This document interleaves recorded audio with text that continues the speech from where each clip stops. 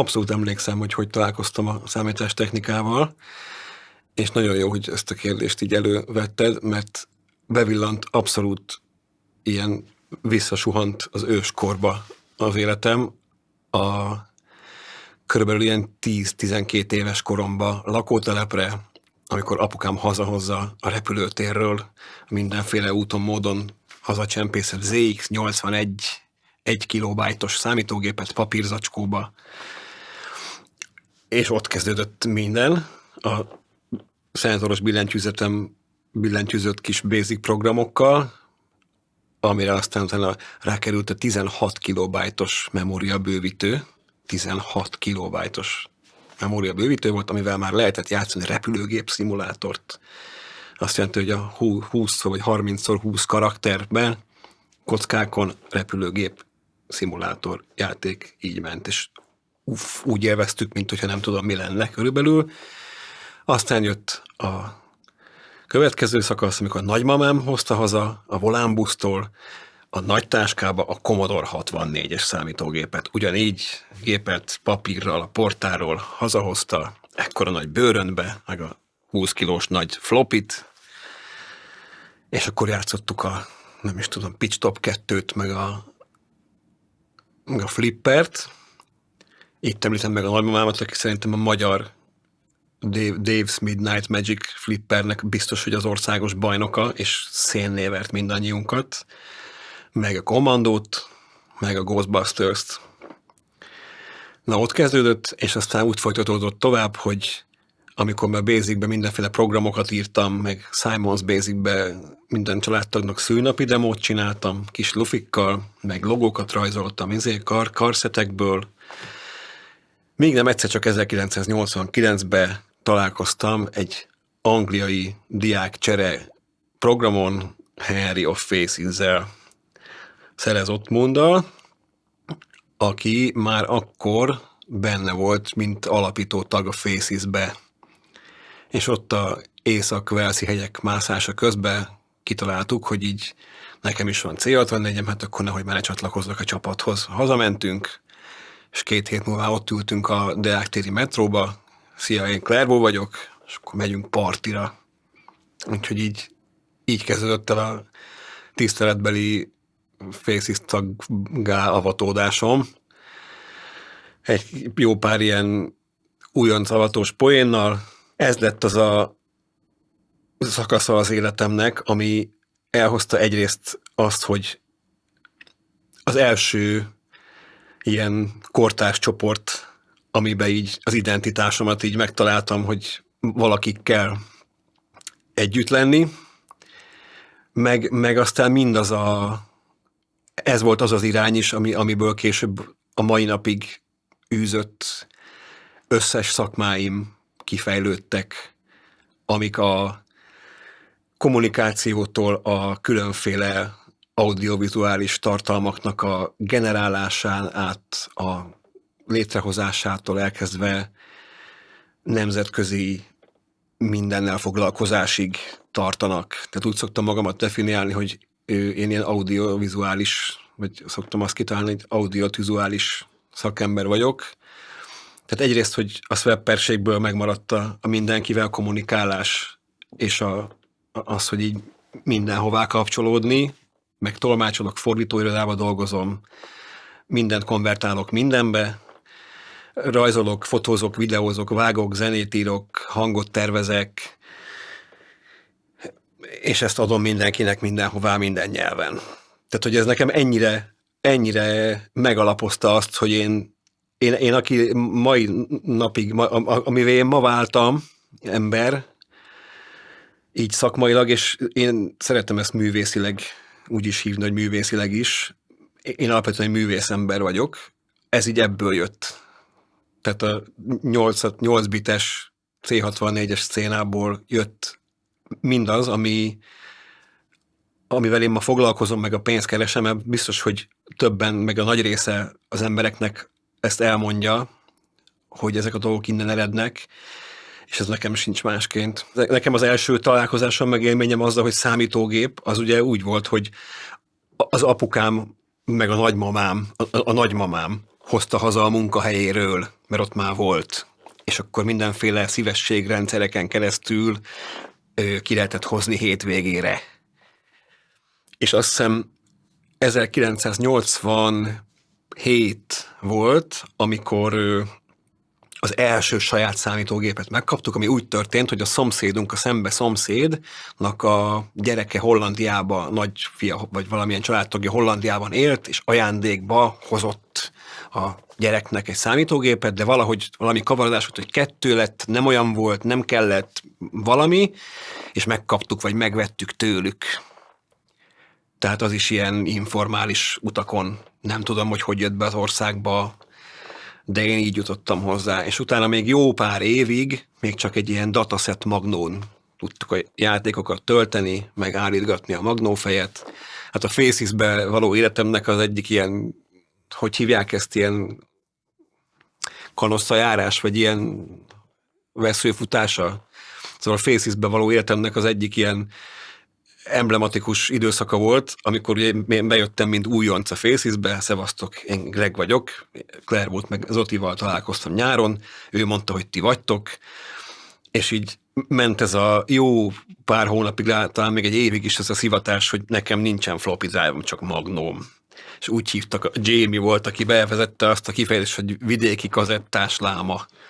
A láma kifejezést azt gondolom, mert 100-an elemezték, viszont nem tudom, hogy elmondták-e, arra viszont büszkék vagyunk, hogy minden, és ezt dokumentálni tudjuk, hogy az összes ilyen láma, gáma, mindenféle ilyen szónak az eredete a Faces-nél van. Ezt copyrightba követeljük, és bárkivel kiállunk.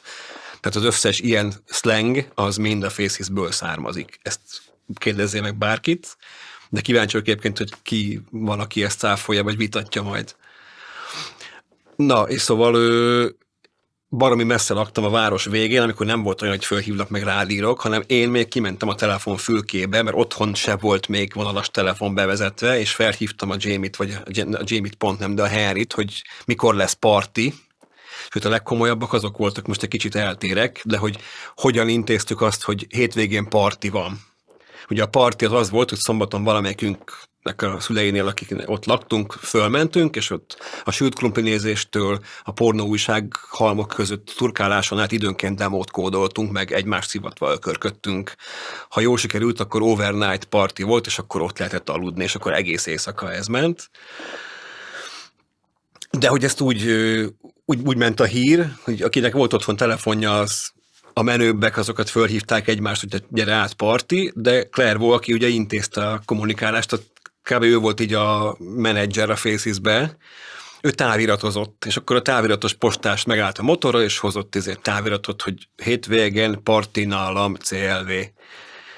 Így. És akkor én meg kimentem a 2 forintosra a telefonfülkébe, akkor még nem tudtam, hogyan kell fülkébe csítelni, de hát a srácok azok később így megtanítottak, hogy kell, és akkor mentünk Clairvaux-hoz, meg akkor hétvégén csokiba parti, kiadjuk a demót, és beraktam a nagy piros kis, nem rossz volt, hanem a videóton piros fekete-fehér tévé a nagy táskába, és akkor reggel 8-kor indultunk el Lőrincről, hogy kiérjünk 10-re a Csokonaiba, ami nekem ilyen 1,5 óra út volt, mint egy vidékre lemenés, kb. Olyan volt. És akkor azzal, tehát ez már 89, amiről beszélünk, hogy minden szombat csoki, és ott telt a délelőtt a csokiba.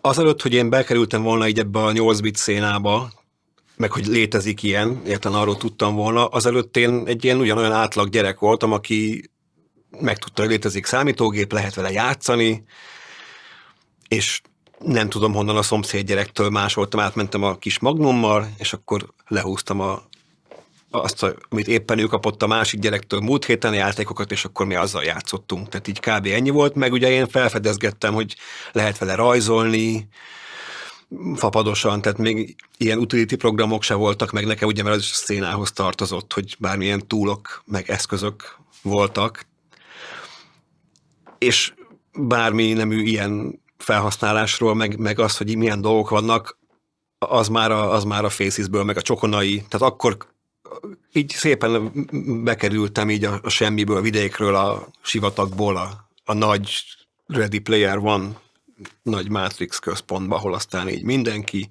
meg minden, meg utána jöttek a külföldi kontaktok, meg tehát így Én azt hiszem nem mentem sose külföldre, ilyen külföldi partin nem voltam, de egy csomó ember jött, rengeteg emberrel szveppeltem.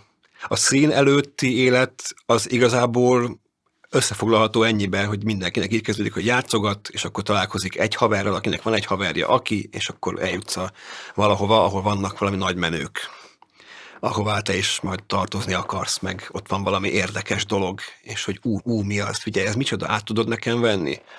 És akkor még így néznek rád a nagy menők, ahogy majd te nézel majd 2 év múlva a kis menőkre, a lámákra. Mi azért így szerettük azt csinálni, hogy így, mert a Clairvaux is, meg csomóan közülünk így tudtuk, hogy honnan jövünk, és azért így, tehát így nem volt annyira, nem volt egy menőség, hogy a lámákat így szivatni. De voltak mondjuk érdekes arcok, akik ilyenek voltak, hogy így mondtud neki, hogy így menjen ki kanyarfúróért. Tehát ezek az arcok megvoltak akkor is. Jöttek, hogy te figyelj, vedd már fel ezt a játékot nekem. Mert. Tehát ez így akkor is ment. Na de visszatérve, hogy kerültem én be, meg hogy lettem én ott az, aki. Én egy ilyen nagyon befelé forduló, ilyen introvertált tinédzser voltam.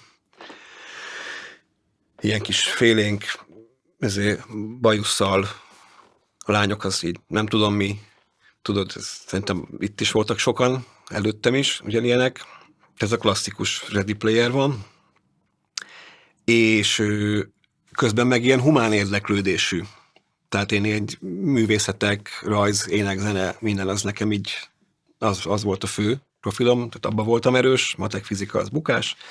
Tehát nem lettem kóder, meg programozó, meg mérnök a mai napig se. És én ilyen, meg a nyelvek, tehát a művészetek, humántárgyak, humántárgyak, ezek voltak, amik érdekeltek, meg a nyelvek.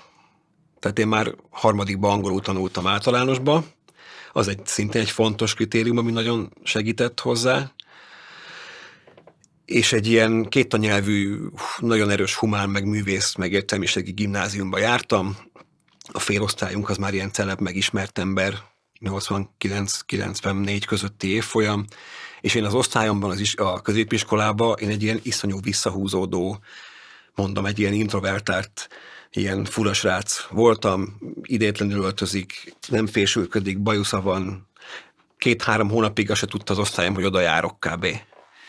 És eközben, meg elmentem az iskolából, akkor a háttérben közben az ment, hogy szombaton Clairvaux táviratozik, hogy szombaton csoki, stop, CLV, és akkor a fészizes haverokkal meg mentünk és csapattuk, és a 25-ös buszról letéptük a kapaszkodót, és ment az ereszdel a hajamat, az osztályban meg egy ilyen kis félénk művészgyerek vagyok, akiben majd valamilyen lány egyszer beleszeret, mert olyan félénk, meg izgalmas, meg érdekes, az is volt, de az már annak vége szerencsére.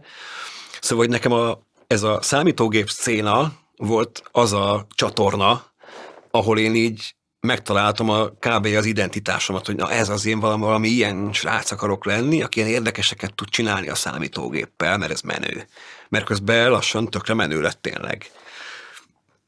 És aztán a Faces volt az a csapat, ahol nekem tudod, amikor egy csapatba így beilleszkedsz, meg boxolod magadat, mentek ezek a kis ilyen méricskélős, meg ezek a játszmák. Nekem ezt én eléggé így éltem meg, hogy tényleg volt ugye én voltam hát nem az utolsó, de azért a Facesben már voltak egy páran 6-7-en, tehát ez egy nagy csapat volt, akik már úgy haladók voltak, meg úgy profik voltak, tehát nem akkor voltak először a csokiba.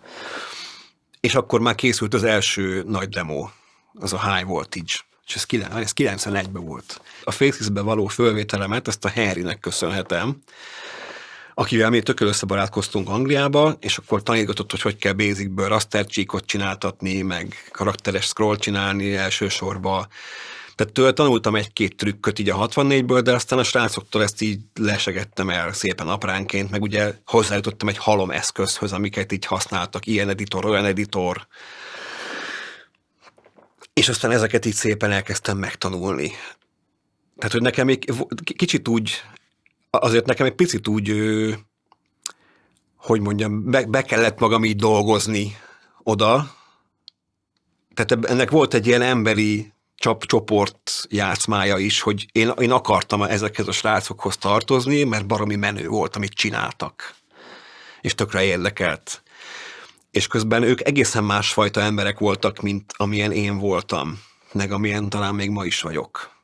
Tehát ők ilyen, akkor nekem ők nagyon ilyen balhéhős, ilyen vagánycsávó, meg beszólogatunk az utcán ezének hülyen öregnéninek, meg mindenkinek, megszívatunk mindenkit a vonaton. Amiket én otthon, meg a suliba azért úgy nem csináltam. De ott így ki lehetett élni mindenféle ilyen,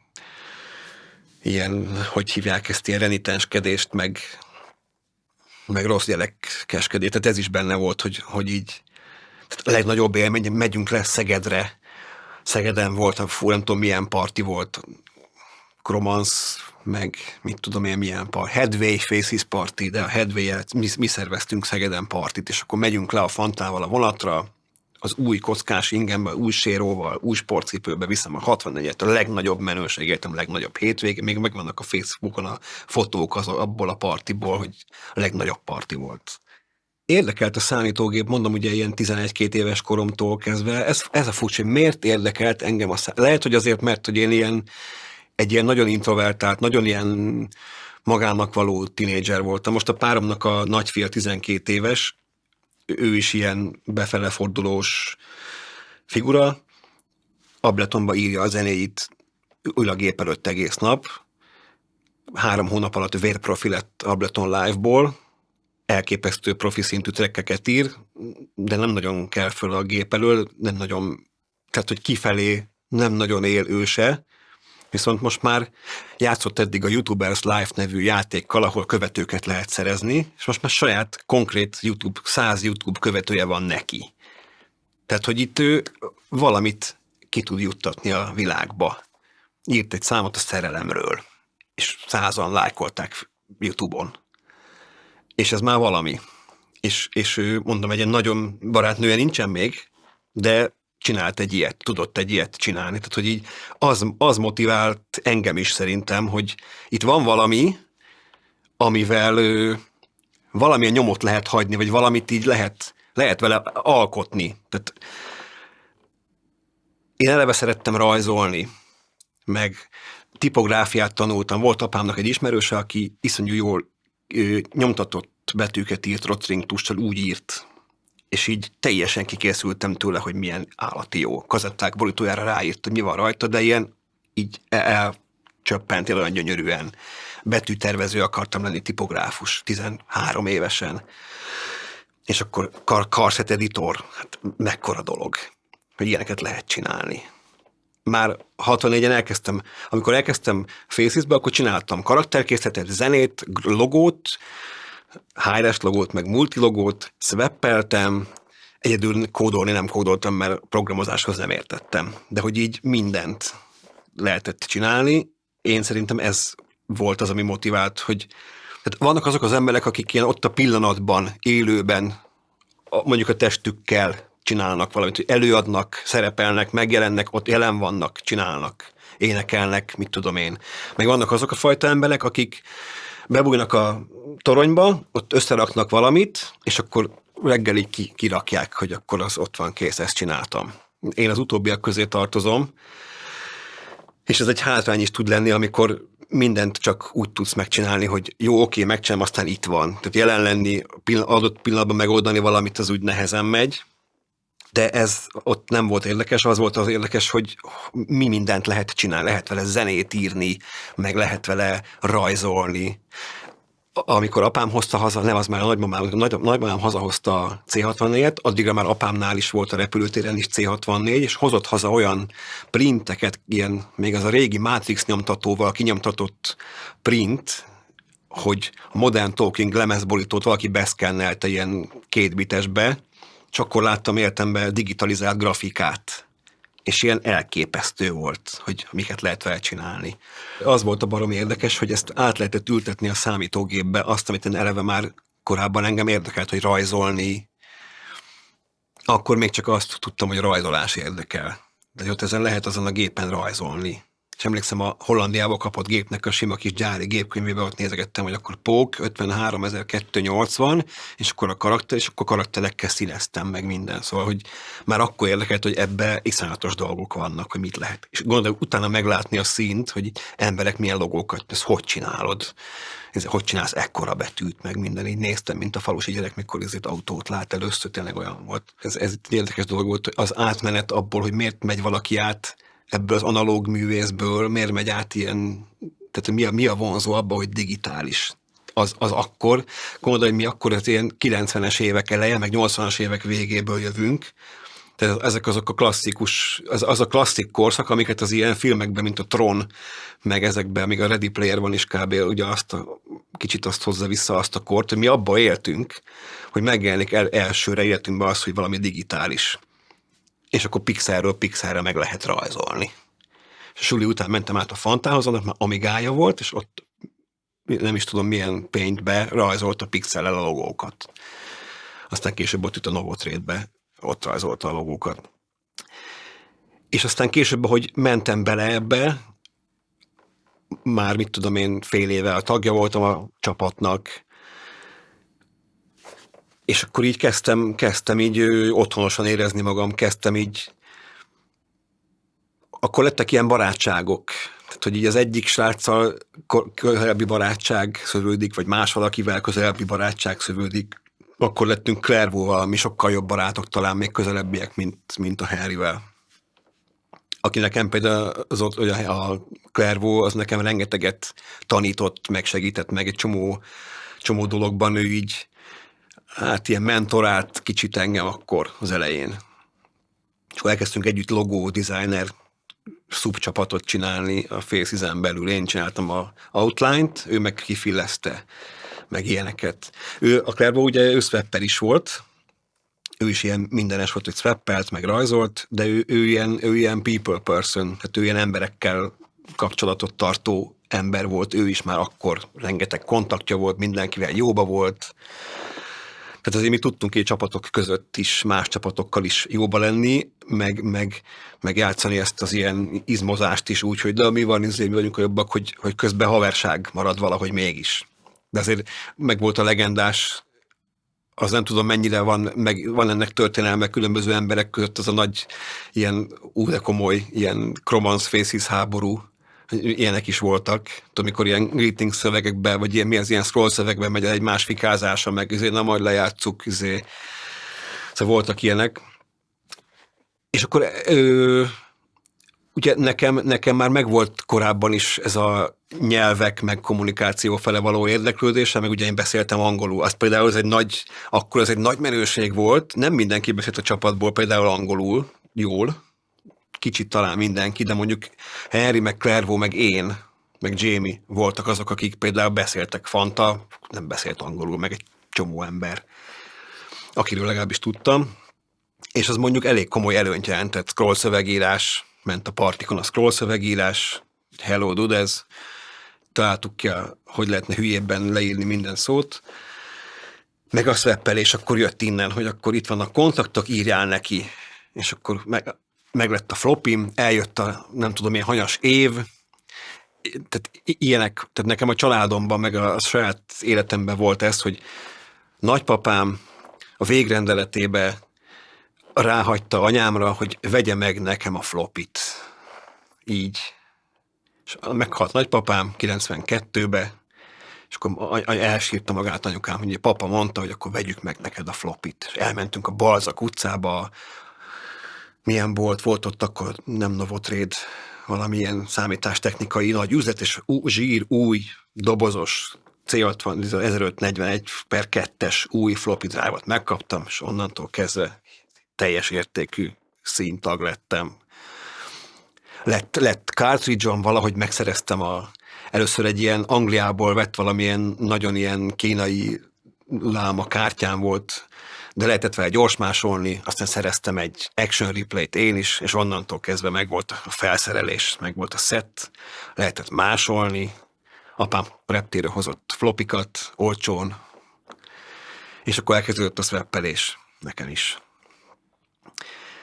Tehát akkor már volt, hogy rajzoltam egy-egy logót, swappeltem egy-két emberrel, honnan jöttek a kontaktok, ez a durva, hogy ott ülsz, gondolod, 92 van, semmiféle internet, meg mobiltelefon, tehát az van, hogy otthon van a falba a vonalas ilyen telefon, és elkezdődik egy szubkultúra, ahol ilyen, mondjuk szerintem ilyen pár ezer európai fiatal elkezd egymással levelezni számítógéppel, úgyhogy ezeket a flopikat küldözgetik postán egymást között európai országokban, tehát Anglia, Németország, Hollandia, Svédország, Svájc, Izrael, Törökország, akármi. Kíváncsi lennék, hogy napi hány floppy ment át a magyar postán. Mentek a nagy legendák, hogy azért tudod, a Mr. Wax hogy swappel meg, hogy bemegy a zsákflopival a postára, és miket mert megcsinálni, ezt Clairvaux mesélte, Clairvaux az jóban volt vele. És úgy kerül be, hogy megnéztük a demókat, amik jönnek a csokiba, valahonnan valaki jutatott egy demót, és akkor ott van a végén, a scroll szöveg végén, Contact Us, nem tudom én kicsoda, Offcrest, Bochum, Germany, és akkor írtuk a borítékra, hogy Strasse, Bochum, Germany. És ugye megvolt a füles, hogy tudtuk, hogy hát ezt el lehet küldeni. Igen, elmegy 5 forintos bélyeggel, csak fújd le hajlakkal előtte, tegyél bele karton, ezért vágjál a floppy méretű kartondobozt, írd rá, hogy ne lehajlítsák meg, vagy nem tudom, hogy kellett ráírni, és meg fog érkezni, és nem 2 hét alatt, hanem valamikor 3 nap alatt megérkezett, írd bele, hogy stamps back, és minden kontaktnak kellett írni, hogy stamp back. És akkor a jó fej, meg hát mindenki nyilván megcsinálta, levágta a borítékról, berakta, és visszaküldte a bélyeget, nehogy még egy 5 forintos bélyeget kelljen vásárolni, és lejött a postai pecsét, hogy használt bélyeg, és ment újra vissza a bélyeg. A legkomolyabb az a Clairvaux volt, aki megtudta valahonnan, hogy bemegyünk a postahivatalba, kérek szépen egy tekercs légiposta, meg egy tekercs sürgős matricát, vagy minek hívják azt, sürgősségi, vagy elsőbségi, vagy minek hívták, légiposta volt, meg a piros matrica. Mi szeppeleknek otthon asztalon, boríték, floppy, légiposta matrica, bélyeg, hajlak, így sorba terítve.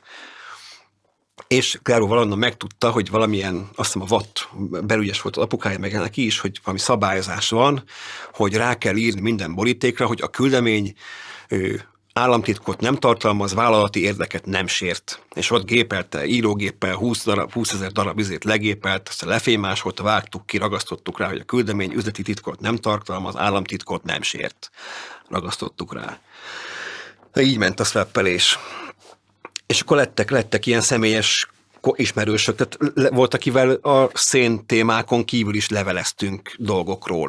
Tehát azért németországbeli fiatal tínédzser, meg magyarországi, mondom, ma már nehéz elképzelni, nincs internet, nincs mobiltelefon, hanem Németország az így fölhívod, és akkor 800 forintba kerül a hívás. Meg mit tudom én, 100 forint a bélyeg, de mi 5 forintos bélyeggel simán leveleztem Angliába. És akkor még a telefonos csítelésekről még nem beszéltünk, hogy csináltunk telefoninterjút Törökországba 1,5 órásat 2 forintért.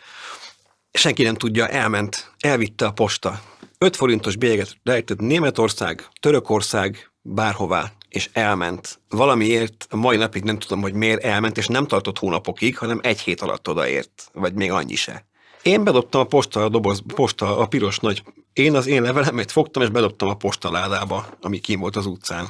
Ekkora nagy boríték, jó vastag, 5 forintos bélyeggel, és jött a postás mindig, külváros, Budapest külvárosa, kis kertesházas övezet, 89-90, kis Simpsonos postás, és akkor így tudja, hogy nekem ilyen ennyi küldemény, és akkor hát honnan, mik ezek ez Németország, ez Anglia, ez Svédország, ez Svájc, ez Izrael, ez Francia, ez Svéd, ez Holland, ez Finn. És akkor jöttem haza a suliból, és akkor anyukám átvette, és akkor ott vártak a sendlingek. Ja, írta izé, és akkor így jöttek a sendlingek. Így haza lehetett jönni suliból arra, hogy így jöttek cuccok. És akkor megnézed, mi jött. Új Crest demo, anyád, új Bonsai demo. Milyen swapper, vagy milyen cuccod van? Ugye volt az Elite swapper. Van az, nem swappelek csak ilyenekkel, csak olyanokkal. 300 plusz kontakt, Elite swapper. Clairvaux az nagy Elite swapper volt. Mármint, hogy ő nem tartotta magát annak, de ő nagyon komolyan swappelt, és jól csinálta, jól kommunikált az emberekkel, jó anyagot küldött. Ugye az, hogy milyen cuccod van, az volt a nagy lényeg, hogy mit küldesz. Friss tuffot küldjél, menős tuffot küldjél, null day var ezt küldjél. És akkor összeálltottuk mindig, hogy így, mit tudom, azon a héten, vagy nem is tudom milyen időszakonként mentek ki küldemények, sendingek, hogy azért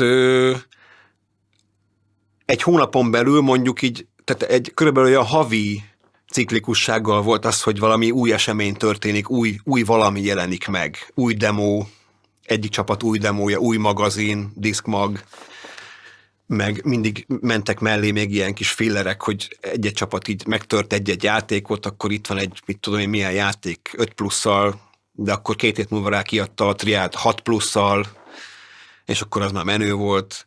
Tehát, hogy meg volt egy ilyen szintje az, hogy így, hát innen jött, kaptam a izétől egy anyagot, ez nem volt annyira jó, de ő küldött új Fairlight demót, az király volt. Na, azt küldöm neked is, és akkor összeraktam, hogy én mit küldök a kontaktjaimnak. Itt rárakom az új Fairlight demót, megcsinálta a Cellux, megcsinálta az új Notert programot, ráraktuk a Face Notert, azt is küldöm. Tehát megvolt, hogy így milyen mi ez a szó, milyen repertoár volt, hogy milyen repertoárt jó küldeni a kontaktoknak, hogy így menő legyél, meg jó fej legyél, hogy jó cuccot küldjél. Így, hogy ugye van ez, hogy a Facesnek lett egy ilyen renoméja, azért így ez volt, abszolút volt. Hát sőt, a Facesnek a végére nagyon sok saját fejlesztésű túlja volt. Megcsináltuk volt nekünk is verzió, volt az Exploding Cruncher nevű tömörítő. Arról nem tudom, hallottál-e. Az egy ilyen nagy menőség volt, hogy azt hiszem a Crest találta ki, hogy Exploding, és itt számolt vissza.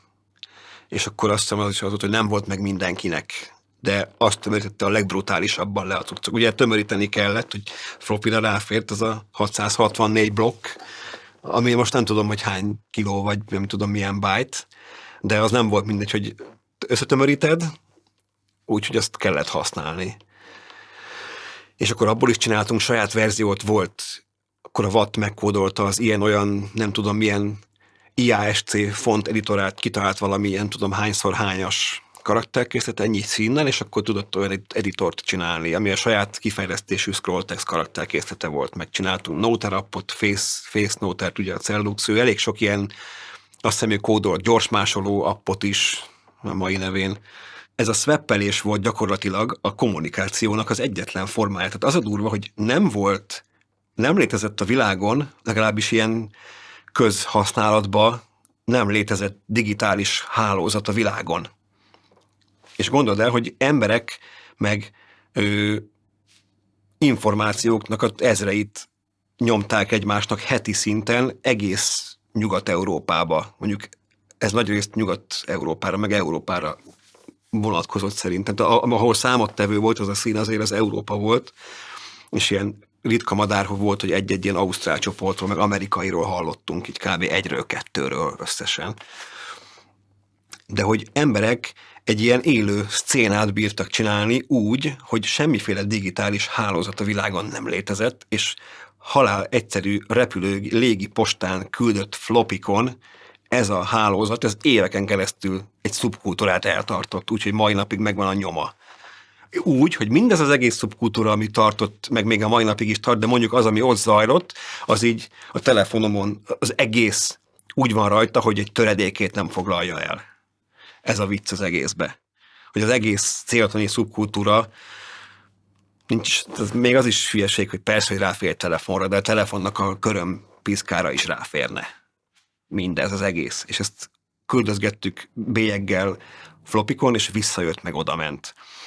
Tehát, hogy ez önmagát fenntartotta azt, hogy volt content, tehát volt tartalom, amit ez a szcéna így fogyasztott, meg gyártott saját magának. Tehát demókat írtak, ugye a demókról már rengeteg infót van, gondolom, hogy az egy ilyen audiovizuális, ilyen tour de force-nak hívják ezt, amikor egy ilyen nagy, mindennek az ilyen bemutatója, hogy ekkora menőséget csinálunk. És mindez egy ilyen szcénának az összefüggésein belül, hogy na ki a menőbb, meg az együttlét, hogy és akkor a greetings lista, és akkor benne vagy a Fairlight demo greetings listájába, meg mit tudom én. Ez ilyen organikusan nőtt ki ez az egész, hogy emberek tartalmakat gyártottak, meg fogyasztottak. Tulajdonképpen ez olyan volt, mint egy Facebook feed, Voltak ezek a lemezes magazinok, már így a közepe felé, legalábbis az én életemben, aminek megvoltak a havi számai. Mi adtuk ki, volt egy ilyen félig troll, ilyen félig vicc, az a Magyar Méhész nevű magazin, amit elkezdtünk félig ilyen poénból csinálni, mert igazából értelmes tartalma nem, ugyanaz, mint az összes többi. Voltak minden demo leírások, megjelent az új Crash demo, az első partban van egy DIPP scroller, meg hírek. Ezért Zoli elhagyta a Zolisoftot, Peti csatlakozott a Petisofthoz. Ilyen típusú hírek, meg kiadta nem tudom melyik csapat, a nem tudom melyik játék törését 2+-szal, ezért X-et elkapták a postán, ezek voltak a hírek, és akkor kész, ez volt egy Disz magazin, de ez baromi érdekes volt. Mamba magazin, meg mi volt, még nem is emlékszek most itt többre. Csináltuk, a magyarok volt a Fölény magazin, ahol még írtam zenét, azt hiszem. Külön volt azért választható, hogy melyik csapat az, aki inkább cracker csapat, tehát játékreleaseket ad ki, töréseket, tehát importőrnek hívták, meg ki az, aki demo csapat, tehát ki az, aki inkább ilyen kreatív. És aztán voltak azok, akik meg ilyen, nekem a kedvencem az egyik az a Triád volt, akik igazából a mennyiségileg szerintem inkább ilyen crack csapat volt. Tehát mikor még nem volt szín, amikor nem tudtam erről az egész színről, így néztem ezeket a játékok előtt, bejönnek ilyen érdekes logók, meg mennek ilyen szövegek, és akkor, tudom, ez 7-11, ez meg Triád. Aha, azt tudtam, mik ezek, de már akkor dolgoztak, tehát F4 CG. Azt emlékszem, amikor a nagymamám hazahozta a repülőt, amikor a nagymamám hazahozta a Volánbusztól a céges 64-et, már akkor a flopikon olyan játékok voltak, amin F4 CG meg Reds crack intrók voltak, és ez ilyen 86 volt körülbelül. Tehát már akkor volt Magyarországra beérkezett valamilyen crack anyag, amire rákerült magyar crack intro. És akkor a Triád után egy elképesztő demót kiad, amitől ők egy ilyen nagy klasszik csoporttá váltak.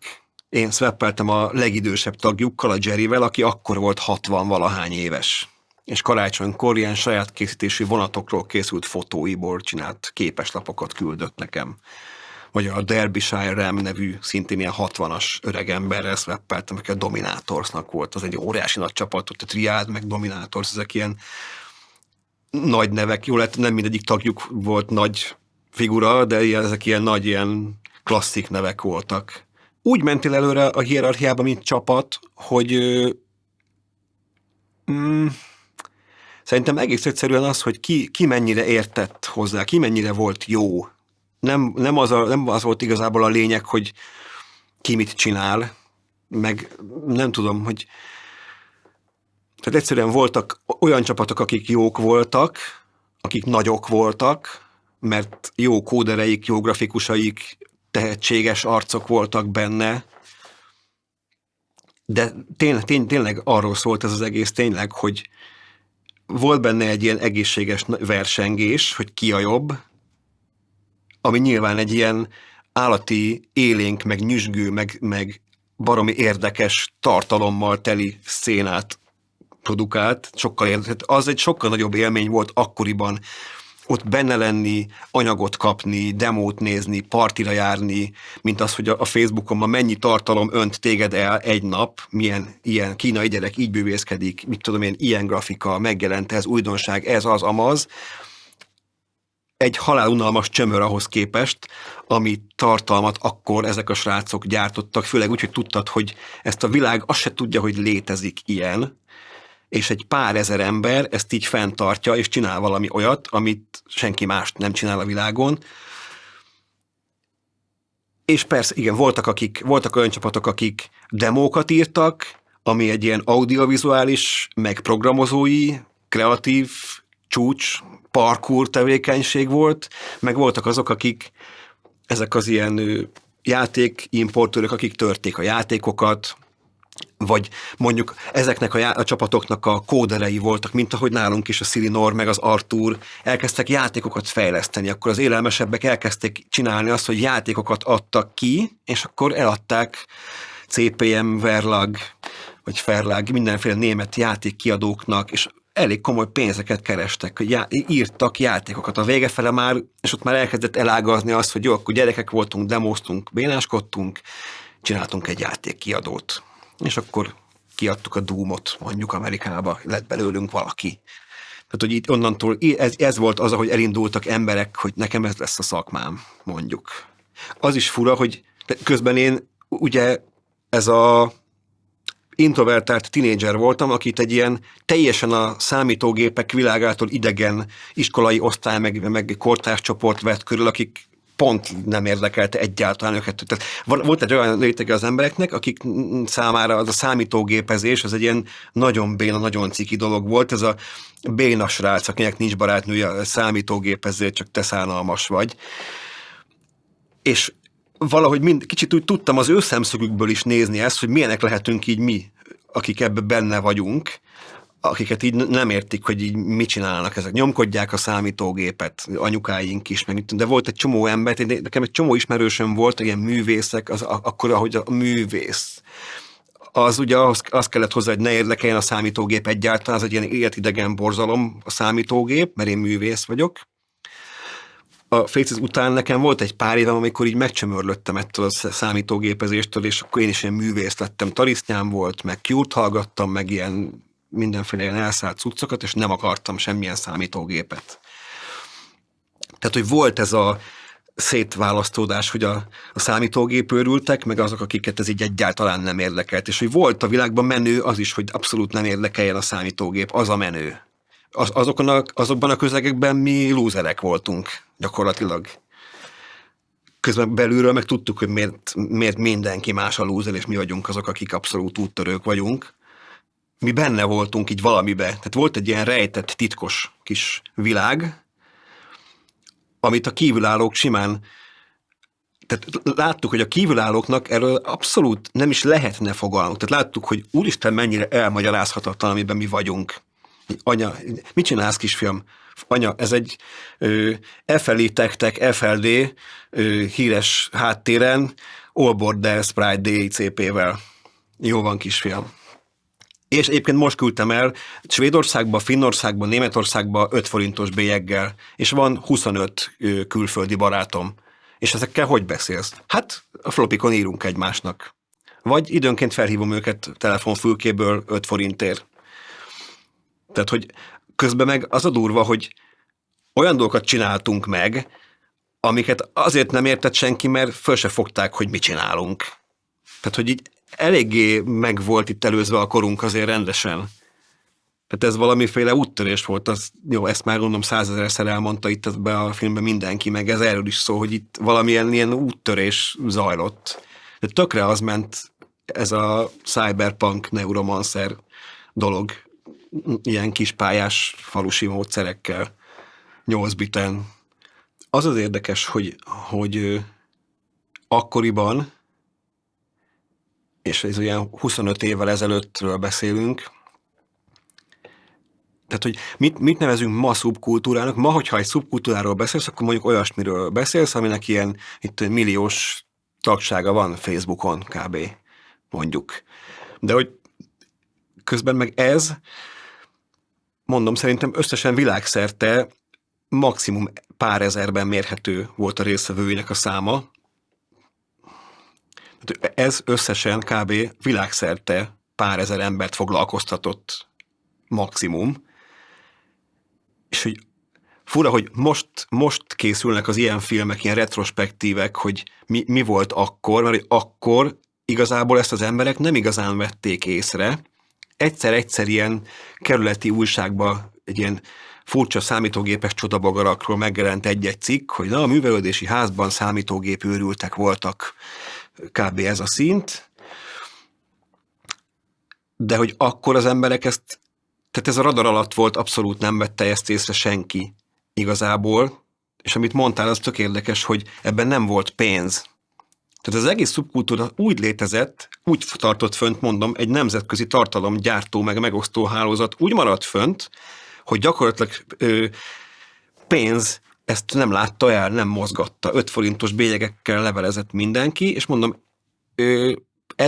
pár ezer ember ebbe benne volt, tehát nem tucat, hanem azért szerintem ezt százakban, ezrekben. A csoport, érdekes lenne azt kiszámolni, hogy hány emberből állna, ha lehetne ilyet lehatárolni, hogy a szcéna az hány emberből állt. Mert azért mondjuk az nem pár ezer ember, tehát híres színtagokból azért nincsen sok ezer. Nyilván rengeteg sok CSDB tele van emberekkel, akiknek a nagy része tök ismeretlen, lengyel, meg csehszlovák, meg jugoszláv, meg szerb, meg román, meg nem tudom én milyen fajta országokból emberek százai számítógépeztek meg. Tehát ez egy ilyen hierarchia, hogy van a teteje, nyilván a színpad, vagy a fórum, ahol zajlik az esemény, kik azok, akik a legérdekesebb, legszínvonalasabb tartalmat tolják, kik azok, ez a közösség, akik így versengenek egymással, és akkor lehetett az ember ennek különböző szintjén, rengetegféle módon kapcsolódni ehhez. Úgy, hogy swappeltél, vagy csak, tehát hogy részt venni nemzetközi szinten ebbe, hogyha egy ilyen csapatnak a tagja voltál, ami szerintem egy baromi izgalmas dolog volt, hogyha nem csak az, hogy lementél a csokiba a hétvégi számítástechnikai bőrzére játékokat másolni, az emberek nagy részének fogalma se volt arról, hogy itt van pár tucat ember, akik ilyen csapatokban meg ilyen, ez szerintem az, amit ma úgy hívunk, hogy klánokba tömörülve. A legjobban ma ezek az ilyen játszós klánok, ilyen szervereken, ahhoz hasonlít talán egy ilyen csapat, összeszövetkeznek és gyártanak, valamit képviselnek ilyen underground, ilyen hackerekként. Pedig akkor szó nem volt, még az a szó 2000-es évekig a Matrix előtt elő se került az a szó, hogy hacker. Cracker volt az, amikor megtörjük a játékot és rálakjuk a pluszokat, az volt a crackelés, de az, hogy hacker, az ebbe az életünkbe el nem hangzott egyszer se az a szó. Baromi furcsa visszagondolni, hogy én 16-18 éves koromig nekem ez a csapat volt a közegem, meg aztán ez a csapat, ez nem csak ezt a 5-10 embert jelentette, hanem egy csomó barátot. Tehát mai napig megmaradó nagyon mély barátságaim vannak, sőt több van a különféle más csapatokból, meg ezen a úton, módon elindult kapcsolatokból, mint magából a Faces-ből. És egy kicsit fura is, hogy a Faces, mint csapat, nekem egy kicsit csalódás, hogy mára abszolút szétesett meg. Nem tudtunk összehozni egy 20 éves fotónak a újrafotózását, és akkor ott így szivattuk magunkat, hogy debénák vagyunk meg minden, és akkor így, akit kevésbé érdekelt, az lefikázta a másikat, hogy most mit foglalkozik ezzel, akit meg nem, az fordítva. Tehát, hogy nagyon más, az mindenképp elmondható, hogy nagyon mást jelentett mindenkinek. Van, akit ez már 10 éve nem érdekel, van, aki meg van, aki benne van ma is. A Facesből nem, de van egy pár csapat, akiből benne vannak csapatokba. A nagy része azért követi ennek a szénának a utóéletét, és a kapcsolatok, tehát Facebookon azért eléggé megvan az a háló, hogy ki volt viszonylag. Tehát egy árokpartira elmegy az ember, akkor ott így sok ismerőssel össze lehet futni. A 2014-es volt egy olyan év, amikor a Facesnek a legtöbb tagja összejött akkor. Majdnem az egész Faces ott volt akkor. De úgyhogy Louis meg Trish, a legtávolabbi őstagok. És abszolút úgy szőtte át a mindennapokat, legalábbis nekem, akinek ez volt úgy az identitásomnak a képzője, hogy szociálisan is, tehát hogy azok a barátaim voltak a csapatba, akikkel izgalmas cuccokat alkottunk együtt, meg ezt az ilyen renegát, csavargó, vagáncsávós, ugye, vagy csináljuk már meg azt, hogy ezt a fajta életet éltük, ami azt jelentette, hogy hétvégén elmentünk csokiba, átmentünk egymáshoz ökörködni, meg megrajzoltunk egy logót, meg szivattuk egymást, meg csináltunk a másik nap másik tagnak seregből leszerelős demót, vagy seregbe bevonulós búcsúztató demót. Akkor volt az évente egy pár alkalommal a nagy vidéki városokban levő nagy parti, amire készült a nagy demo, és akkor minden szombaton valakinél overnight party. Közben jöttek a postán hétköznaponként. Tehát baromira átszőtte ezt szociálisan, és ott volt az, hogy Tehát az heti szintű megjelenés, meg idemenés, odamenés, abszolút. Tehát nem az csak, hogy így nyomkodom, és ott vagyok előtte, abszolút nem csak a gép előtt ült az ember, hanem nagyon is kellett menni. Külföldön meg emberek hétvégeket autóztak egyik partiról a másikra. Venlo parti Svédországban, nem tudom, elég nagyobb partik voltak Svédországban. Időnként megoszt egy-két ember ilyen őskori fényképet. Még a zenéről nem is beszéltem, a JCH-ékról, meg ezekről. Szóval, hogy ez bennem abszolút ilyen hőskorként van meg ez a dolog, amiből azért nem maradt meg annyi minden, aminek lehet, hogy örültem volna, ha megmarad, de azért még így is. Meg nekem ugye hozta azt, hogy egy csomó minden, amivel akkor foglalkoztam, azzal foglalkozok ma is. Ez a vicc benne, hogy nem tudnám megmondani, hogy volt-e benne bármi, ami ezt valamilyen módon központilag vagy centralizáltan működtette, mert most így, hogy belegondolok, pusztán csak a szenvedély, tényleg semmi más, mert semmi, tehát hogy mi miatt csináltuk ezt, azért, mert király volt. Nagyjából ennyi. És ez így az összes ország, összes színtagjára kb. Így lehetett igaz, mert mi lenne az, amit ha kiveszel, akkor abba maradna? Kb. Így ez, mert ez érdekelte akkor ezt a pár ilyen 10-20 éves embert. És azért a top csapatoknak a tagjai, azok akkoriban voltak, ez most itt eszembe jutott, hogy akkoriban voltak azok az emberek ilyen 20 éves korukba. Tehát a nagyon menő demókat azért nem 14 évesek csinálták, hanem azok, akik akkor voltak olyan 18-20 évesek körülbelül. És nekünk ez úgy a 16-17 éves korunkra esett azért ennek a csúcsa. Mindenki ilyen egyedülálló, kvázi ilyen magánzó fiatal srácot. Én például mindig azon gondolkoztam, hogy nem tudom, hogy a programozók, a kóderek hol tanultak meg kódolni, csak úgy tudtak. Kódoltak egy olyan effektet, hogy amit mondott róla, azt sem értettem, hogy mit csinál kb. És az ember azt gondolná, hogy 10 évesek azok így, mit tudom, buliznak, gördeszkáznak, csajoznak valami, de közben számítógépeztek, de mégis abszolút mást jelentett az, amikor ott mi számítógépeztünk, és ezért ez nem a társadalomnak a nagy része volt, hanem egy abszolút pici kis szűk réteg, és nem úgy számítógépeztünk, hogy így néztük, hogy más mit csinál, hanem hogy az hajtott egyrészt, hogy még nem volt soha ilyen. Senki se csinált. Tehát a világon most van ez egy először, hogy ilyet lehet csinálni. Ez azért biztos, hogy benne volt ebbe, hogy ez most van először ilyen, hogy lehet ezt csinálni. Ez tuti, hogy hajtotta. És ami meg a retrót, meg azóta ezt a nosztalgia, meg revival, meg mindent hajtja, az ugyanebből jön, hogy akkor ez volt. És az van ma is, kb. Csak most már sztereó 6 csatornás SID chip van, meg mit tudom én mi. És hogy közben meg emellett pluszban, ami szintén nem volt addig még, ami az internettel jött el a nagy széles tömegeknek, hogy emberek kommunikáltak egymással egy tök másik országból napi szinten, tartalmat küldtek egymásnak. Hello, hogy vagy? Király az új demótok. Fú, nővéremnek gyereke lett, király. Tehát, hogy volt egy ilyen elég kiterjedt olyan kapcsolatrendszer, amit nem befolyásolt az, hogy hányat írunk meg, hogy melyik ország szocialista ország, meg melyik nem, akkor azért még már pont a rendszerváltás közben voltunk, vagy éppen azon túl egy évvel, kb. 2-vel, és ez teljesen ettől tök függetlenül virágzott, tehát lehetett ott akármi, meg így nem is foglalkozott vele senki, hogy éppen a világban milyen politikai, vagy nem tudom, milyen helyzetek mennek. Ez úgy ment ott magától akkor.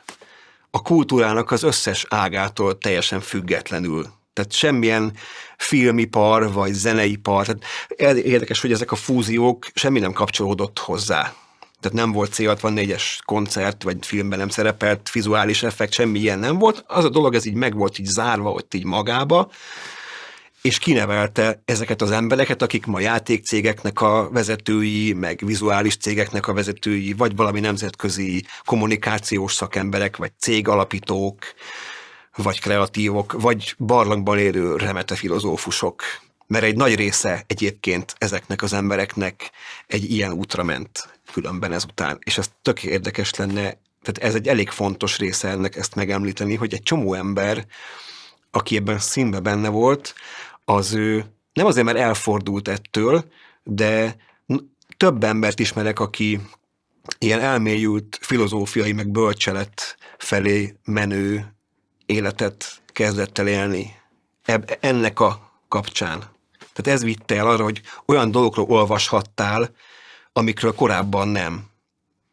5 évvel később meg az első BBS-eken olyan cikkeket olvastál, amiket soha nem hallottál, még soha nem láttál. Tehát, hogy információhoz juttatott hozzá akkor, ami még az emberek, tehát emlékszem, hogy 10 évvel később lett csak az első olyan e-mail rendszer, hogy bemehettél az egyetemre e-mailezni. 92-t írtunk, bocs, nem 10 évvel, de én 92-ben voltam a Faces-ig, én 92-ig voltam a Faces-be, és 94-ben volt az eltén olyan e-mail lehetőség, hogy kis füzetbe beírtad, hogy e-maileztem 5 percig a DOS-os kliensen, és voltunk 20 az országban, akik ezt használták. Tehát ez innen egyenes út jött, hogy elkezdett bejönni az internet. És akkor tudtad már, hogy így merre mész. Az, ami még furcsa volt ebben, vagy egy olyan dolog, ami nem adódik össze semminek a hatására, például, hogy egy csapat, volt a Faces, én jöttem iszonylag értelmiségi polgári családból, volt, aki, mit tudom én, vidéki, most nem pont a Facesben lehet, hogy nem volt, akkor ment ez a viccelődés, hogy polgár vagy, meg paraszt vagy, meg ezek a szivatások, de hogy teljesen más társadalmi, meg főleg kulturális háttérből jövő emberek ültek ott. Nálunk otthon a anyukáméknak Bartók, bakelitek voltak, meg egy 6 tonna könyvespolc, van akinél meg nem. Vagy mondhatnék egy csomó más kulturális, meg szociális különbséget. Tehát olyan arcokkal lettünk nagyon közeli haverok, akikkel valószínűleg nem találkoztunk volna, mert semmilyen terület nem volt, ahol összefutottunk volna. És mondjuk haverok lettünk, vagy barátok lettünk. Tehát ez az ilyen cross-culture, nem tudom én nem magyarul beszélni, hogy ilyen tényleg volt ez a kulturális, meg szociális olvasztó tégely.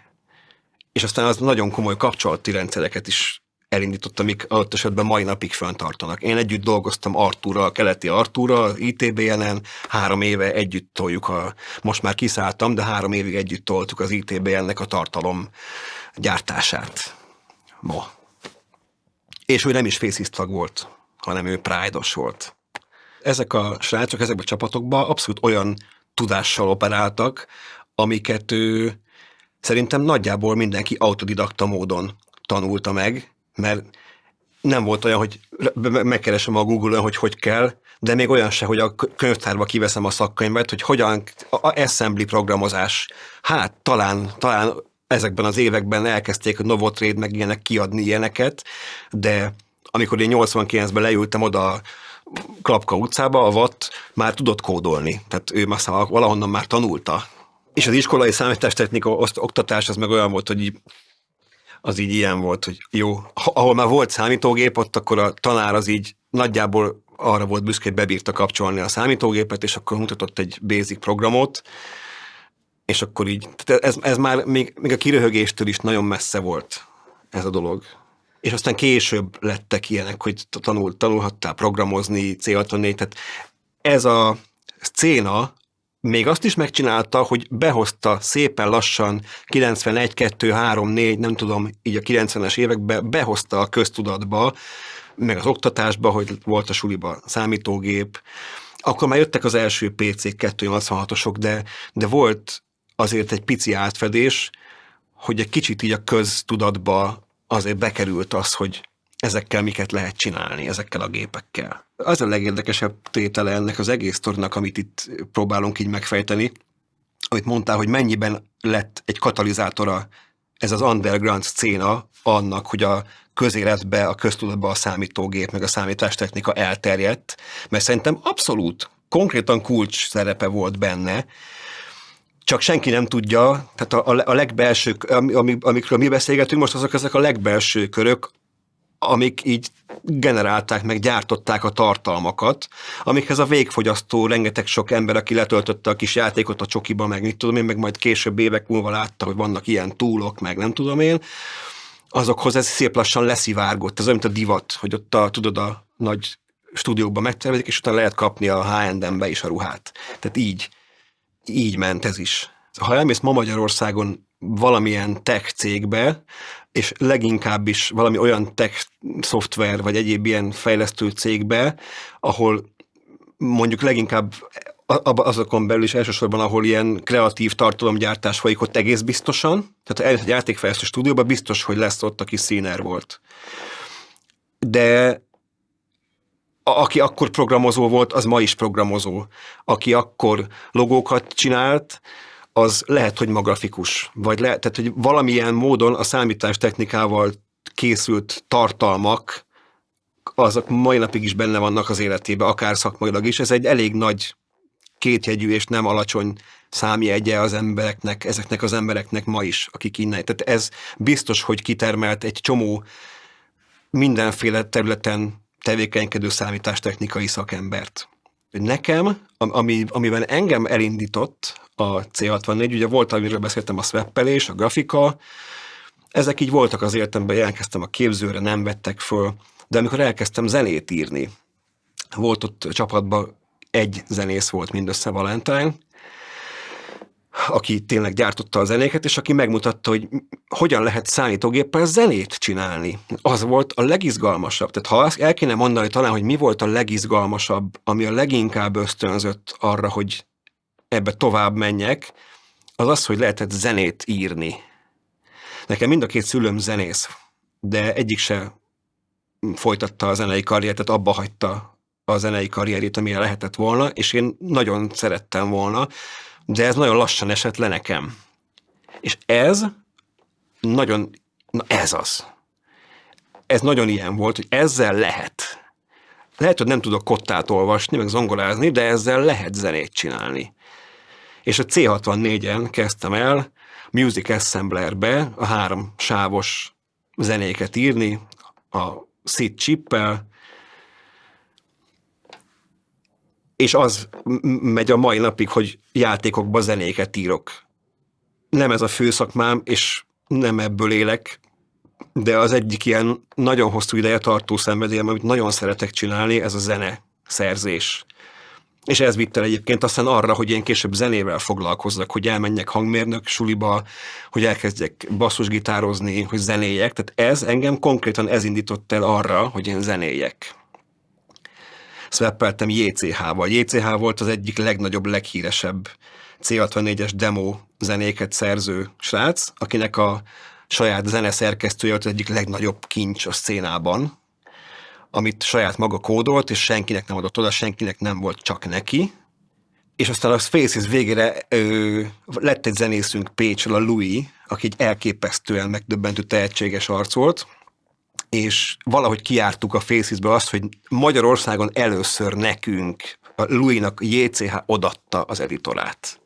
Nekünk meg úgyhogy így senkinek nem adjuk oda, senkinek nem terjeszthetjük, elküldte, azt hiszem nekem volt, tehát hogy nekem küldte, hogy adjuk oda, azt hiszem, vagy nem tudom kinek volt meg. De Magyarországról én voltam az egyetlen, emlékszem még Szegedi partin szembe jött Griff, nekem az egyik nagy találkozásom a 64-es szcénában, az egyik legrövidebb találkozásom, és valamire a legemlékezetesebb, az a Cromansból Griff. Egyetlen egyszer beszéltem vele, és megdöbbenve hallotta, hogy te swappelsz a JCH-val. Mert ő volt a másik, aki még swappelt. Ő volt Magyarország legelképesztőbben tehetséges és legkülönösebb zenésze a Cromansból, aki sajnos meghalt már jó ideje, amint azt megtudtam Zsantól, akinek szintén egy nagyon eredeti, nagyon különös saját kódolású editora volt, és elképesztő eredeti saját zenéket csinált, amiknek én a mai napig így a bűvöletébe élek, és egyébként van egy ezzel kapcsolatos projekt tervem, az ő ilyen legacy-jával, ő ilyen örökségével kapcsolatban, mert szerintem amit a Griff produkált, például ez egy rettentően alulreprezentált része a C64-es szénának, hogy olyan zenei anyaghegy áll C64-es zenékbe olyan minőségű zenéket írtak emberek 100-ával, hogy az egész mai könnyű zenét lemossa úgy, ahogy van. Ő volt az egyik magyar, talán a legnagyobb magyar C64-es zenész, a Griff Varga Péter, aki, mint megtudtam, meghalt drog túladagolásba. Egy ilyen elképesztő, fura, nagyon zorál figura volt, full feketébe. A Romansnak egy ilyen hasonlóan emblematikus tagja volt, és én egyszer beszéltem vele, de ekkora benyomást tett rám az, hogy találkoztam vele, miután a zenéit hallgattam. Onnan vezetett az út a MIDI, az Amigás Protracker, a 4 sávos stereózene, hogy már úristen, a 2 oldalon szó 2 sáv, és utána a mai napig a VST hangszerek, meg a mai napig az, amiben a filmzenéket írják VST library-kkel, meg virtuális hangszerekkel. Ez nekem 92-ből, a Music Assemblerből a mai napig ez jön. Legutoljára tavaly előtt írtam játékhoz zenét. Megbukott béna játék lett, de így, hogy még ezt most is csinálom, és szeretem. Volt egy csomó zenész csapat, akik csak zenéket adtak ki. A JCH-ék, a Vibrance, ugye a dánok, ők voltak a legnagyobbak, akik a zeneileg a leginnovatívabb, meg legjobb minőségű zenéket írták, ontották heti szinten, neki lopkodta a demókba, óriási, hatalmas nagy privilégium, hogy JCH írt nekünk egy exkluzív zenét a demópartba, valakinek, nekünk nem, de a Crestnek, a Bonzájnak. És valahogy erről így játsszák rengetegszer ezeken a partikon, megy a Last Ninja, meg a játékzenéket feldolgozó zenekarok tömkelegével tele van a net, de demo, C64-es ebből az európai demo színből nekem ki vannak gyűjtve rengeteg gyűjtemény, hogy mik azok, amiket föl lehetne dolgozni, senki nem dolgozza föl. Nekem a könyökömön jön ki őszintén a Last Ninja feldolgozás, nem tudom, hogy miért az egyetlen, amit lehet, miközben annyi olyan repertoár van C64-es zenékből, amik minőségi zenék. Én gimnáziumba, általános iskola végén ballagási bulira beraktam kazettáról C64-es zenéket, Whitney Houston feldolgozást C64-en. Így csajok meg így néztek, hogy úristen, ez borzasztó. Én meg rögtem, hogy leszarom, nem érdekel. Én meg beraktam. Szóval nekem lehet, hogy ez a legmaradandóbb része a színnek. Az, hogy sikerült adnia egy eszközt a kreatív elképzeléseimnek.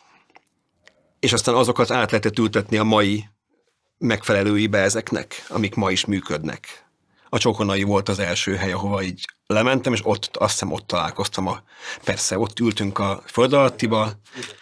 Az első találkozás a Faces-zel az a Csokonaiba történt meg. Claróval találkoztam először a Faces-ből Henry után, a föld alatti megállóba, és akkor az első szombati Csoki klubban találkoztam a többi Faces taggal. Utána jártunk oda egy darabig rendszeresen, aztán valami változás volt ott, hogy megszűnt a Csoki, vagy valami lett, hogy máshová került, és ahogy így lett a csapat eléggé, ahogy így kezdett a csapat befutni, azért így elmaradt a Csoki a végére már, tehát nem jártunk. Azért a Csoki az egy ilyen az egy ilyen pecsalbolha-piac-szerű dolog volt igazából. Úgy jártak oda az emberek. Én nagyon sokat gondolkodtam arról, hogy lehetne áthozni valahogy a köztudatba azt, hogy mennyi marha érdekes, marha színvonalas, élvezhető, ilyen popzene-szerű zenei repertoár maradt meg a demószínben. Millió zenész, nem millió, de mondjuk voltak nagyon jó grafikusok, híresek, és voltak, akiknek a neve igazából így fönn tud maradni, hogy fú, emlékszel az X-re, a JCH of Vibrance-ra, a Lexity-re, a Crestből, és itt sorolhatnám a Guy Shavit, a Jero Entel, Reno Wellhand, Chris Huelsbeck, Rob Hubbard, ezeket a neveket az ismerik az emberek, de ezek, akiket elmondtam, ezek így a demo csapatoknak tagjai voltak, a Mozikárt, a Gertelt, megláttam a fejét Facebookon, ilyen 50 éves ember, és az ő zenéjét hallgattam. Az Árok partira 2014-ben írtam egy remixet az egyik Horizonos srácnak a zenéjéből, és most tavaly találta meg a srác SoundCloudon, és írt rám, hogy az ő 25 éve írt zenéjét én ilyen dubstep feldolgozásra megcsináltam, és mint a második helyet nyertem a remix kompón az Árokon,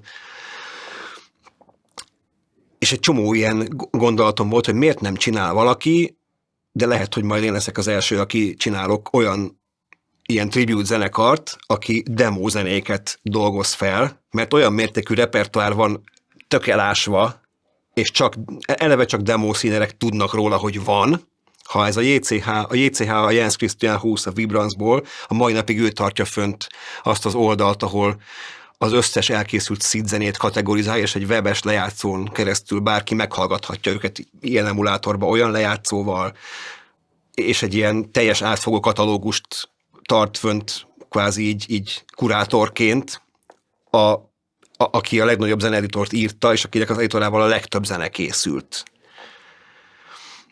Hát ez mondjuk mindenképp egy elfelejtett ilyen kincs ebből a szcénából a zenéknek a mennyisége, tehát ha én kiválasztanék 10 ilyen slágert, és kiadnék egy albumot, egy instrumentális albumot, biztos, hogy állatnagy siker lenne.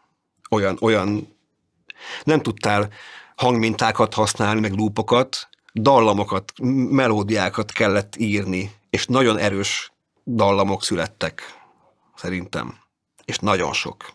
A magyar vonatkozásban nekem, akire én felhívnám a figyelmet, az a Chromanceból volt Griff, aki azt gondolom, hogy a leginnovatívabb, legkülönösebb, legeredetibb zeneszerző volt, és szerintem az, amit ő csinált, az ő editorával, meg azzal szerintem 1 tucatnyi zenét írt, azzal egy olyan szinten túlmutatott ezen a szcénán, meg ezen a szubkultúrán, de hogy mi jelentette az igazi elismerést, és ez azért is érdekes kérdés, mert ez ilyen hülye hangzik egy kicsit, hogy én beszélek arról, hogy azok alapján, ahogy látom így a visszaemlékezésben, meg abban, hogy ezek az emberek beszélnek rólunk, azt kell, hogy mondjam, hogy az egyik eléggé felkapott, meg neves magyar csapat volt a Faces. Volt egy fél tucatnyi talán magyar csapat, akiknek úgy volt nevük, és azért a Faces az egyik volt.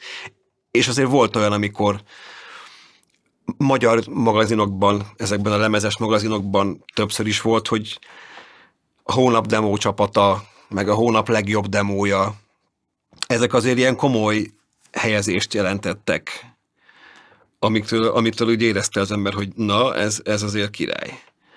Az is egy ilyen nagy presztízs dolog, hogy na, melyik csapatnak a greetings-eibe vagytok benne? Ott vagyunk a greetingsbe, tessék, ezért Bonsai demóba ott vagyunk a greetings listába. Kicsit? Hát igen, mert én szveppelek velük, mondta valaki. De ez is így valami volt. És volt, amikor Bonsai demóba greetings listában benne voltunk, mert én szveppeltem a Bonsaiból valamelyik zenésszel, vagy valaki ilyesmi emberrel, vagy a Clairvaux, vagy a Henry, vagy a Jamie. Akivel szveppeltünk, ez például a Clairvaux-nak egy ilyen policia volt, hogy és ezt szerettem a Faces-ben például, hogy nem volt ez az eliteskedés, és ezt a Clairvaux-nak köszönhetjük, aki egy ilyen nagyon ilyen szociális alkatként kezelte ezt. Ő a legkisebb csapattagot, akivel szveppel, a legutolsó kis vidéki kezdőcsapatnak a szveppelét, ugyanúgy beírta a greetings listába, mint a Chromancot, meg a Crestet, meg a többi nagy csapatot. Például. Erre konkrétan emlékszem. Például most volt a Facebookon egy scrolltextről szóló vita, hogy valaki, ez a Gertelta például az a norvég zenész csávó írta, valaki feltette egy oldalra, van egy ilyen oldal is, vagy több ilyen oldal is, hogy scrolltexteket lehet olvasni, hogy micsoda felháborító botrány, azonnal vegyétek le, miféle szörnyűség ez, hogy fölteszitek, amiket 25 éve írtam, scrolltext, azonnal vegyétek le. A másik meg, hülye vagy, ne hülye, és ez a legnagyobb dolog, hát soha életemben nem olvastam el őket. Nem tudom, hogy az emberek hány ezer erőművet lehetne fűteni elolvasatlan scrolltextekkel, amiket így írjál scrolltextet, parti van 3 óra, vagy részeg, vagy írok valamit, kutya, ilyen DICP-be lesz benne, ekkora karaktere senki nem fogja elolvasni. Szerintem poén, hogy egy oldalon ezeket el tudod olvasni, hogy valaki 25 éve beleírta, hogy egyébként meg hello Greg, vagy akármi. Itt ülök berúgva, éppen virslit teszünk. Kb. Ezek mentek benne. És olyan volt így kifelé a való világban, én például, jó, szerintem ezt minden színer csinálta ezt, hogy ez egy ilyen ez egy csajozós, tehát azért színernek lenni az csajozós, abban nyilván megegyezünk.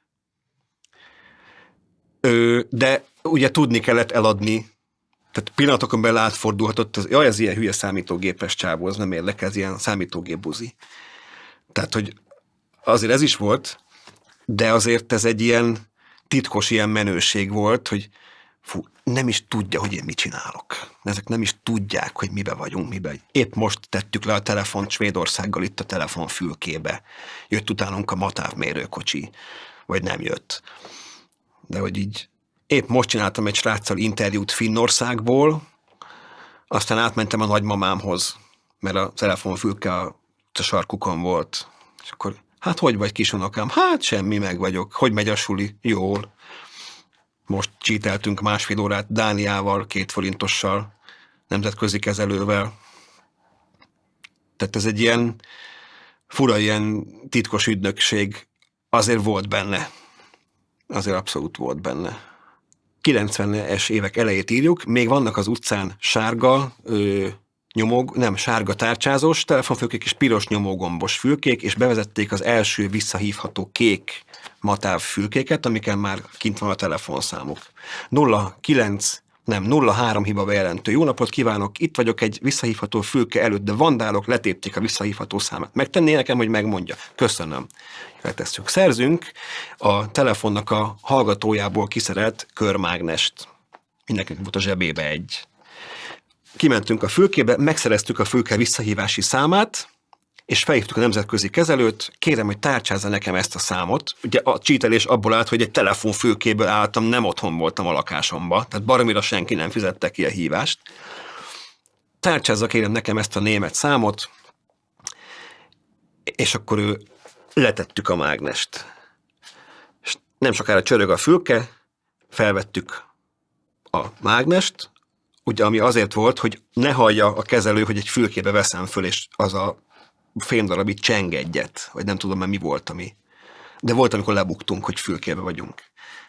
Felvettük, kapcsolom a felet, köszönöm, és akkor beszéltünk, ameddig akartunk. Ennyi volt. Még nem egy szép napon olyan merészek és akkora vagányok voltunk, hogy lakótelepen kimentünk a telefonfülkébe, és olyan fülkéhez mentünk oda, ahol így vannak ezek a tégla mellvédek ilyen bokrokkal, amire föl lehet állni, és akkor a fülke itt van, a fülke teteje. Kimentünk készülékkel, csipesszel, készüléket rácsipeszeltük a kábelre, ott a lakótelepen nyilvánosan, simán, nagy arccal, és elkezdtünk a telefonkészülékkel tárcsázni. Míg be nem fordult a sarkon egy nagy matávos mérőkocsi, IFA, meg egy rendőrautó. Srácok, futás! És akkor az egész Faces futott a lakótelepen. És akkor Clairvaux-nak a belügyminisztériumban dolgozó édesapja volt, aki így azt hiszem Jamie-t meg Clairvaux-t vitték be, kis kihágásért, és akkor kapott egy ennyi-ennyit. Nem is tudom, hogy intézte el, hogy nem lett belőle semmi. Mi meg minden fehér Volkswagen Golfra összerezzentünk még egy fél évig. Ez volt a nagy híres telefonos csítelés, de hónapokon keresztül nagyon sokat telefonáltunk még, amíg le nem buktunk ezzel. A lehető legkülönbözőbb helyekről, fülkékből, amíg ezt lehetett csinálni. A lényeg az volt, hogy el kellett adni azt, hogy te otthon vagy egy otthoni, mi ez, hogy hívják ezt, nem fogyasztó, vagy hogy hívják ezt, otthoni telefon előfizető vagy, és külföldre akarsz telefonálni, ezt kellett eladni a kezelőnek, hogy tárcsázza neked a számot, aki nem tudta, hogy ingyen fogja neked, és azt a MATÁV fogja ezt a hívást fizetni.